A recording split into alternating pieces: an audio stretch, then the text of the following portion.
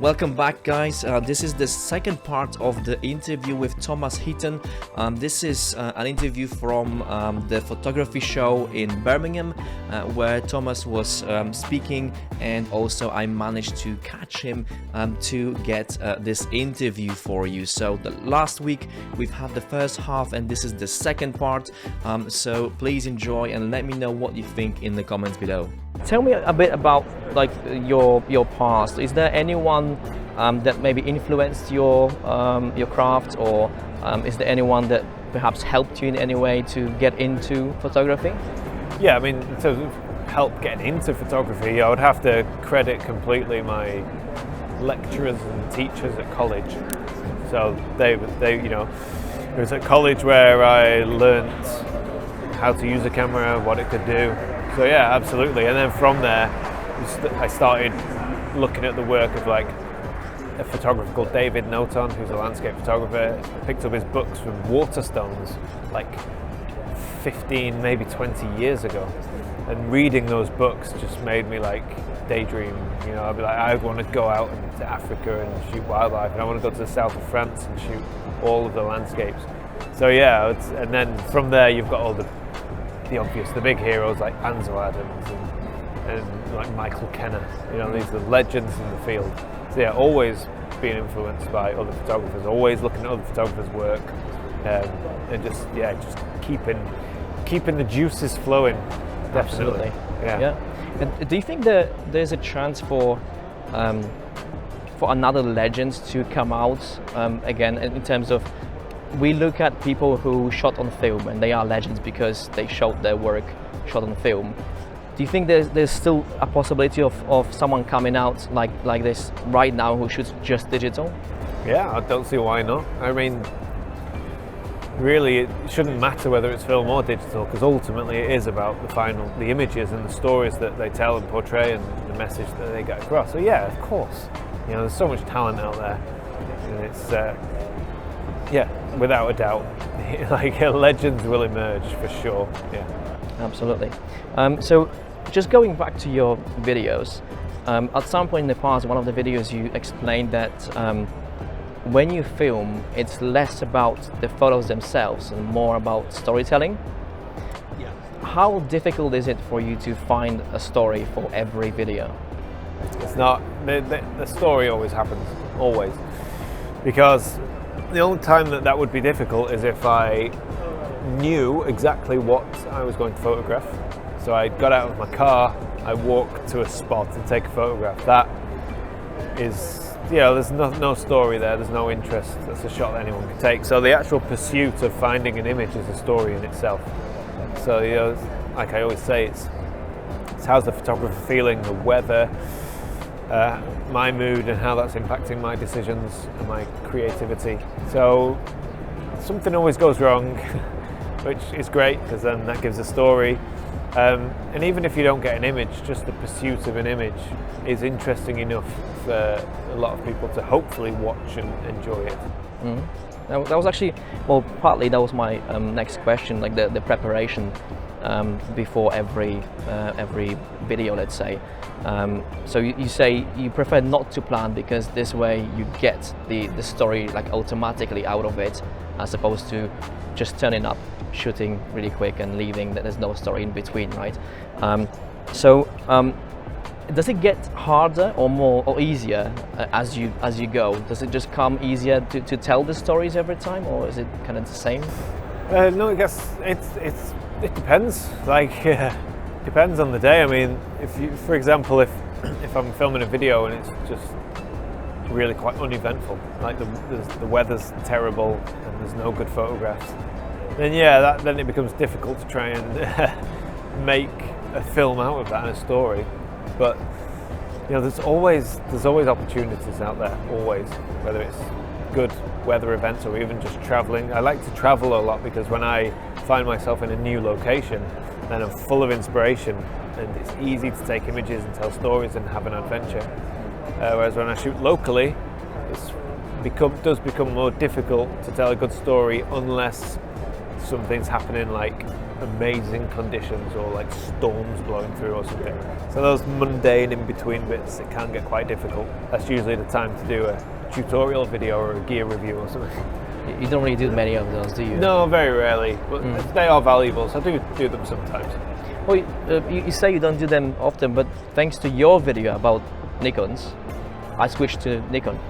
Or actually, I switched to Z series because I was shooting on, I forget the name now, but an older DSLR Nikon as well, and decided to buy my first Z6 after your video because I couldn't afford Z7 at the time. I think it was a video about you switching to Z7.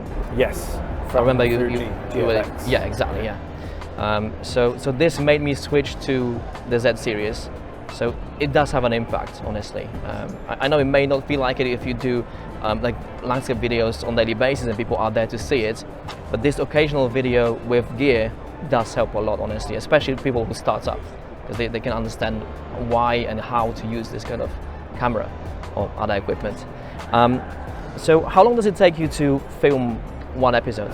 Oh, it depends, you know. Usually I would like to allow an overnight transition. So a typical video for me would be shoot sunset, sleep, wake up, shoot sunrise. That's a good video. So usually 2 days for one video. But sometimes it can be longer, sometimes it can be 2 or 3 days. Sometimes it can just be one amazing morning, you know. It just depends. It depends on what's happening and where the natural end to the video occurs. In past videos, you don't do it as often these days, but you've been quite vocal about being kind of stressed when filming with other people around. Yeah, I hate it. Yeah. So is this still the case, or has it changed? No, that's horrible. Horrible. It's okay if I know the people. Like if I go up with my friend and I'm like, yeah, okay, film, it's fine. But it's more so when you have to film in public and there's the chance that people are going to walk past or people are going to be able to hear what I'm saying. So it's just very self-conscious. I don't like doing it. I know exactly how you feel. When I started filming myself, that the thought of someone just hearing me talking to myself or to the camera was just paralyzing. I just could not do it, absolutely. And then actually recently that changed completely. I had to do a video at the company that produces albums, photo albums, and I could not film without people around me because it was a factory. Right. So this changed me completely. Like I stopped having any kind of thoughts like this, any fear. Sometimes you've got to say, right, I've just got to get the job done. Just got to do the job, and then You've been to so many beautiful places. Are there any spots in the world, I guess, that still kind of pique your interest and you want to see them, but you haven't had a chance to? Oh yeah, so many. Japan, Bolivia, Peru, more places in Africa, Asia in general, really. Yeah, there's so many. New Zealand, Australia. The world's too big, and I can only travel for so many days per year. So that's a good thing because it means that I've always got something to look forward to. I'd say number one on the list now for me is Bolivia, probably, or Japan. Would you ever go to the more dangerous places at all? I have no ambitions to find myself in any danger. Do you mean danger as in like mountaineering or politically dangerous? I guess both. So politically is a bit easier to decide, I suppose, because you know let's say it's a place of war, you don't want to go there. But let's say place that nature could possibly hurt you in some way. Oh yeah, jungle or whatever. Yeah, absolutely. I'm a big fan of adventure. Okay, so you would be happy to go to the jungle? Yeah, in the jungle might be a bit oppressive with the heat, but you know, I would sort of do like a desert trek or something like that. Go to the more remote places. I do a lot of rock climbing and mountain climbing, so yeah, no problem at all. I'd like a bit of risk, and it also means you can get images that a lot of people won't ever get because they're not going to push themselves. Yeah, it's too remote for most people, isn't it? Yeah. So I must admit that something I really enjoyed that you did in the past was your trek across Skye. Oh yes, yeah. How hard was it? That was really hard. Yeah? Yeah, it was long days though. It wasn't that bad. I think it was worked out at just, I think it was 100 miles, maybe a bit less, I can't remember. But it was hard because the terrain was very difficult. There was a lot of up and down, and then for the last 20 odd miles there was no footpaths. So we ended up just walking on a road, and that was horrible. It's good fun, but yeah, very difficult. But just, you just keep walking one foot in front of the other, and it's fine. Yeah, I suppose midges are the biggest issue, right? Yeah, we got lucky. I don't think we had any midge problems really, because we had quite a lot of wind. So yeah, that was good. Would you do it again? No, because I've already done that. But how about elsewhere? Yeah, I do. I like to do the. What's the other walk you do in Scotland? The Cape Wrath Trail. I'd like to do that. That's like 2 weeks, like that's a big one, and it's all very remote through the Northwest Highlands. So yeah, I'd like to do that one day. Do you have a strategy when you select locations, or do you just go wherever you go where the weather is? Yeah. Okay. Go with the weather.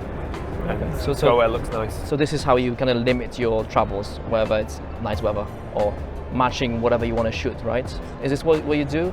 Yeah. So if I have a bit of free time, I think, okay, what can I do in 3 days? And I go, well, in 3 days it has to be in the UK. So I'll just look at the weather, and if it looks good, if it looks better in Scotland than it does in England, I'll go to Scotland. If it looks better further south, I'll stay in England. If I've got, 2 weeks and a budget of, maybe a sponsor who's going to sponsor a video, then that means, okay, great, I can plan a bigger trip. Where can I go in 2 weeks? And then I'll look at how productive I can be in that trip. I'll also look at how popular it is. I don't like to go places that are too popular, because everybody's already seen the images. I like to try and find images that are different. I like to make stuff that people haven't seen so much of. So yeah, there's a lot of consideration goes into my trips. But doesn't that kind of work opposite to what you want to achieve? Because if you go to a very remote location and people just don't search for it online, wouldn't that mean that you get less traffic? Yeah, but I don't think I get a lot of search traffic anyway. I think if I made a video called, I don't know, I can't think of a remote place that no one's heard of. If I titled it with the place name and depended on that for search, it doesn't need to be. I could just call the video, I'm traveling 2,000 miles to the most remote corner of Botswana. Then yeah, the adventure side of it, the fact that it's unknown, is going to generate way more traffic than something that's searchable. So I don't get much traffic through search. So it's less about location and more about the adventure. Yeah. I'll never pick a location because I think people are searching for it. No, never. No. Otherwise, I would just shoot landscapes, viewpoints that I think people would be attracted to. So no, I do stuff that I want to do, and then hope that other people also feed off that, and they enjoy the adventure as well. Absolutely not what I do. I definitely do. Thank you. Correct me if I'm wrong, but I think you mentioned at some point in the past that you prefer not to edit your videos, your photos. Or how much do you edit your photos? Yeah, I mean, obviously we edit our photos. Everyone edits them. It's just about how far you go with that. I like to. I'm quite lazy. I'm not great with Photoshop. I don't enjoy sitting behind a computer for long periods of time. So I don't do much processing at all. I simply can't be bothered. So I don't focus stack because it's just too much hassle. The Nikon lenses in particular, they'll give you a great sharp image front to back. So, the most extremes I'll do with an image is I'm a big fan of the clone removal tool. I remove distractions, twigs coming in the side and imperfections in the snow. I like a clean image. So I will use the crop tool to manipulate that and get rid of small distracting elements. It's nothing crazy, it's just This subject is actually pretty big in my community because there is kind of moral factor to it. Well, not for cleaning up a photo, but removing things that were in the photo originally that you could have removed by hand, let's say. Yeah. Do you do a lot of that? removing yeah. by hand, thinking about it? Oh right, no, I don't bother with my hand unless it's litter. Oh, I see. Okay. I have no moral, like I don't think there's. I think people get too stressed over that sort of thing. Do what you want to do, right? If you want to put a fake sky in and an eagle, it's fine. Just do it. Be creative. Be creative. Express yourself. Just don't try and pass it off as something. Don't try and lie to people. Yeah. Like I'll clean up an image. If there's like a white rock in the foreground and it's bugging me, I'll just clone it out. No problem. But I won't hide the fact that I've done that. So yeah. Just have a vision, and I try and get as close to that vision as possible. Usually it doesn't require much editing, but I don't think people should stress about morals and doing too much. Just so long as you're relatively open and honest about it. You can't. When people are manipulating an image, they're being creative. So you don't want to stifle anybody's creativity by telling them off. Say, no, you can't do that. You can do what you want. That's actually a very good point. I never thought of it this way, that you may potentially limit someone by telling them off, for cleaning up the photo. If someone's photoshopping a scene, right? Maybe they're not trying to cheat. Maybe they're being creative, and they're like, oh my god, I can't believe I can do this. And they're having a great time. It's good. Yeah. It's a good thing. Yeah. On the other side of this scale is the AI, all the AI tools like AI editing, AI, I suppose, generating. Yeah. That's not really photography in my opinion, but what do you think about all this stuff? AI editing is brilliant. It's great.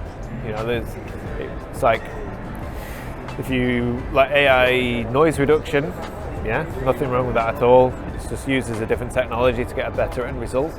AI sharpening is incredible. Like, have you used AI sharpening? It's so good. No. I took a photograph that was out of focus.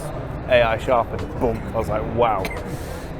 AI generation, unless it's generative fill, like just cloning out, it's fine. But actual images, what's the point? It's good for making thumbnails. I suppose. But it's not art. It's not creative. It's just a tool.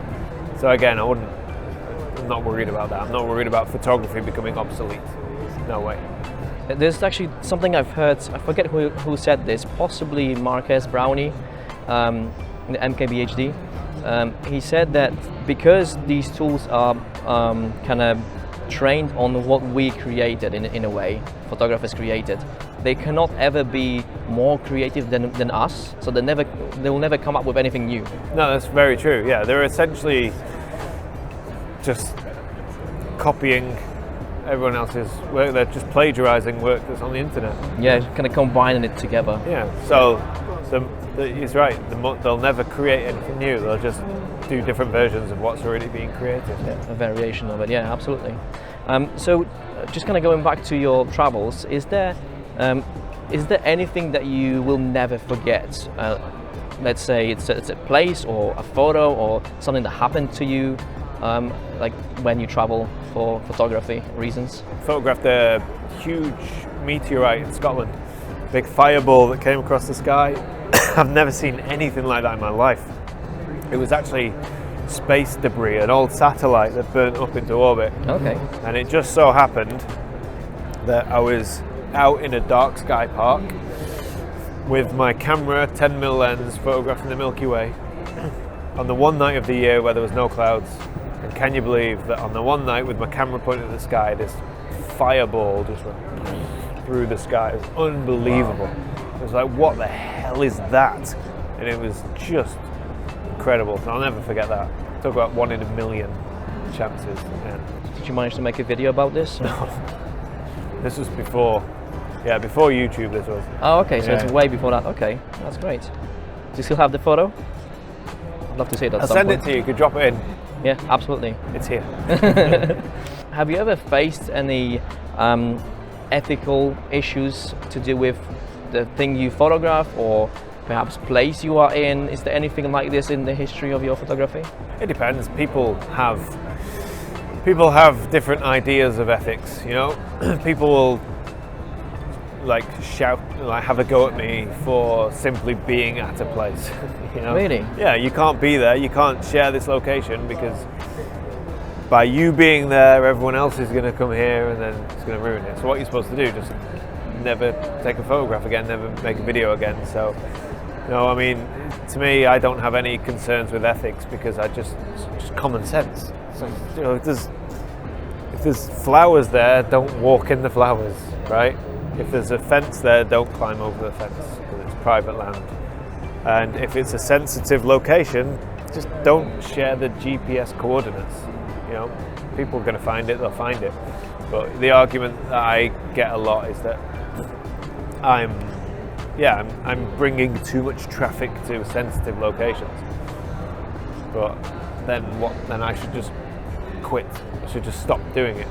And I should just go and get a job and never do photography again. So no, I have no moral issues at all. Same with flying places. I'll get a lot of stick about traveling. I'll get a lot of moral questions about flying, and I don't worry about that at all. I don't think that the climate burden should be on the individual. I think it's more of a corporation issue. So I drove my van to Iceland and got a lot of stick for that, but what people only saw was the fact that I drove a van to Iceland when I didn't need to. And I didn't need to, but what I got out of it was a 3-week fantastic experience, meeting a lot of people and creating a lot of content to sustain me for many, many, many weeks, and bringing a lot of money to the Icelandic economy. So yeah, people will always have an axe to grind, no matter what you do. So I just have my own common sense and my own morals, and just live by that. I don't get caught up in hysteria. I've been to Iceland myself, and it's a beautiful place. It's really easy to create like every single day. Pretty much you can turn around and have another shot, and another shot, and another shot. It doesn't end. But like on daily basis, when you travel around the UK, let's say, how do you maintain your creativity? Because it's not as easy when you've seen everything around here. No, it's very difficult. You just have to look at the landscape differently. In Iceland it's easy because everything's so big and epic. So when you're in somewhere that's not so inspiring, you have to really challenge yourself and look for smaller scenes, detail shots. Or you need a lot of luck, good light, good weather. You have to pick the right spot in the right season. But yeah, I mean, there's always images to be had everywhere you go. How often do you suffer from like creative block or burnout? Do you get this a lot? Yeah, it usually happens at this time of year between winter and spring, and usually in the middle of summer, so sort of July, August. And the way to remedy that is to travel somewhere new, because when you're in a new place, it's exciting and it's different, and so that usually gets things going. And what's your best time of year for photography? All year. All year. Okay. Depends where and mind. what. No, I'd say winter's always good. If it's a good winter, cold, frosty, lots of snow. Yeah, that's It's more of a chance for your minimalistic photography. Yeah. Stuff is covered, so less chaos. Exactly, less chaos, cleaner landscapes. With the technology moving forward really fast, do you see much changing in terms of what we use, how we use it? Perhaps there's something that you think is missing that we could potentially get? Do you think landscape photography could change in any way at all? Don't think so. No, maybe more megapixels. No, because it's not. It's so much about up here. It's about the person. It's about the creative process. So I don't think that's ever going to change. You're always going to need to put your walking boots on and get out there. And that's never going to change. Maybe we could do it with jetpacks or teleport ourselves. But no, I think fundamentally it's the same now as it was in the 1920s. And it's not changed. You've got a lens, an aperture, and a sensor or a piece of film. It really hasn't changed. The creativity. Yeah. Considering everything you've achieved so far, the places you've been to, the shots you managed to get, what is there ahead of you that you really, really want to do? Like, is there a goal for you at all? No, I don't have a goal. My only goal is to continue enjoying what I'm doing. I don't really have an arbitrary kind of, I want to shoot this one thing or achieve something.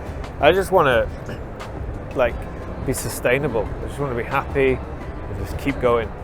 That's it. So I have no specific goal really, other than to keep having a good time. And you find happiness in your photography? Yeah, right. Yeah. Why would I want to change that? You know, I've got the best job in the world, so yeah, it's easy. Brilliant. Is there anything you could tell my viewers that just are trying to get into this kind of photography? For landscape photography, yeah, wake up early. Have to be up early. It's the best time of the day. There's nobody around. The light does amazing things, and the rest of the world is fast asleep. So you'll see amazing things if you wake up before sunrise. It's way easier for your anxiety of recording with other people. Oh yeah, no one around, exactly. Yeah, absolutely. So, well, I'll add all your details to the description of the video and probably on the screen as well. But where can we find you? Probably if you just want to see my work, generally speaking, I'd just say go to my website, which is thomasheaton.co.uk, and then from there you can obviously see YouTube, and you can see my gallery and books and newsletter and all that sort of stuff. Okay, Instagram, I suppose. Yeah, I should post more to Instagram. I just don't like it. I don't. This is exactly my thoughts. I hate Instagram myself. I just can't make myself use it. I should. Yeah, like, I'm on YouTube all the time. I love it. I just don't go on Instagram. I just don't open it. I'm like, So, exactly my thoughts. And I don't know why people kind of go to Instagram as the first place for photography almost every time. Well, it used to be a place of photography, but it used to. It's not anymore. No, it's all changed. Now it's basically TikTok. Yeah, so I don't like it. Yeah, exactly. Well, Tom, thank you very much for your time. No, you're welcome. Thank you. It was an absolute pleasure, and I hope to maybe find you on your travels somewhere. Maybe we can meet at some point on the photography kind of trip. Perfect. Well, thank you for having me. Thank you very much. Cheers. And that is all. This is the whole interview with Thomas Heaton. Thank you very much for your time. If you haven't already, do have a look at the first part of this interview. It was very interesting. I had to cut it into two pieces because it was very long. It was over 45 minutes, I believe. So do check this out. If you have any questions about the interview, about my questions, about the answers from Thomas, do let me know in the comments below. I can't wait to read all about it. And to hear from you and hear what you think about it. I will have a chance to speak to some cool people in March on the next photography show in London. So do give me a shout in the comments to let me know what you want me to talk about. I will be seeing loads and loads of companies there, lots of cool people. So if you have any questions for any of the lineup at the photography show, give me a shout and I'll see what I can do. Let me know what you'd like to see next, and I'll see you soon. Thank you very much. Take care.